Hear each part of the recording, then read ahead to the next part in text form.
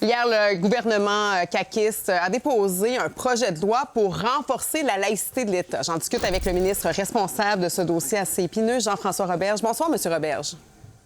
Bonsoir. Là, c'est un projet qui vise surtout les garderies, les écoles privées subventionnées, les écoles publiques aussi, les cégeps, les universités. Donc, si je comprends bien, fini les signes religieux. Mais comment on va faire maintenant pour appliquer ça concrètement?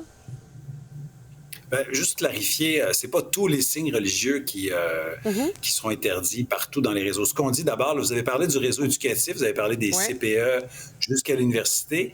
Dans tout le secteur éducatif, on va demander que le visage soit découvert. Donc, on pourrait porter, par exemple, à l'université, on pourrait porter un symbole religieux, mais il faudrait voir le visage découvert.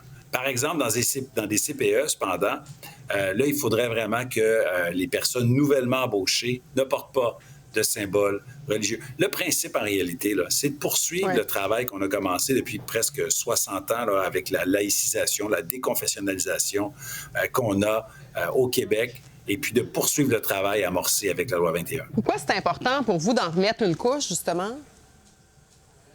Bien, je pense que les Québécois le demandent. Les Québécois s'attendaient à ce qu'on aille un peu plus loin.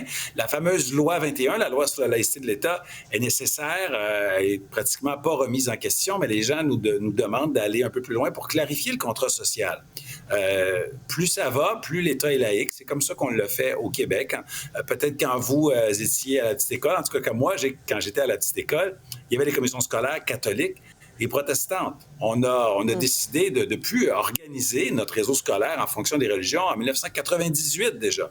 Puis depuis ce temps-là, on a continué à avancer dans la neutralité religieuse de l'État. Et là, on fait un pas supplémentaire en disant que, par exemple, dans les cégeps, dans les universités, bien, il n'y aura plus le visage couvert. C'est important qu'on voit la personne à qui on parle dans un souci de communication. Mais ça, c'est intéressant, M. Roberge, parce que vous parlez... l'État ne finance pas non plus. Là, vous parlez de la petite les école. écoles privées religieuses. J'ai quand même envie de vous entendre, parce que là, vous parlez de la petite école, vous nous remettez dans notre pensée.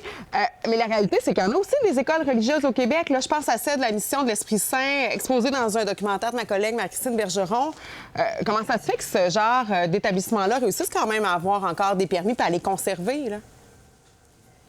Bien là, quand vous me parlez de la mission de l'Esprit Saint, c'est quelque chose de très, très particulier. C'est une dérive religieuse importante. Quand j'étais ministre d'Éducation, je me souviens avoir envoyé des inspecteurs et avoir travaillé très, très fort pour s'assurer de protéger les enfants. Mais si on veut parler d'écoles religieuses en ce moment, il y en a certaines qui sont privées, religieuses subventionnées au moment où on se parle. Ce qu'on se dit, c'est qu'une fois la loi sanctionnée, on donne quelques années aux écoles pour s'adapter, puis on dit, bien, l'argent de l'État, ça vient avec des conditions, ça vient avec les principes de la laïcité. On ne pourrait plus financer l'enseignement de la religion dans des écoles privées religieuses ou la sélection des élèves en fonction de leur croyance religieuse. Je pense que je vous dirais que c'est une idée d'un autre siècle que d'avoir l'État qui prend les taxes et les impôts des Québécois pour après ça financer on va les voir écoles maintenant religieuses. comment tout ça va s'installer dans nos écoles. Merci beaucoup, M. le ministre. Merci. Au revoir.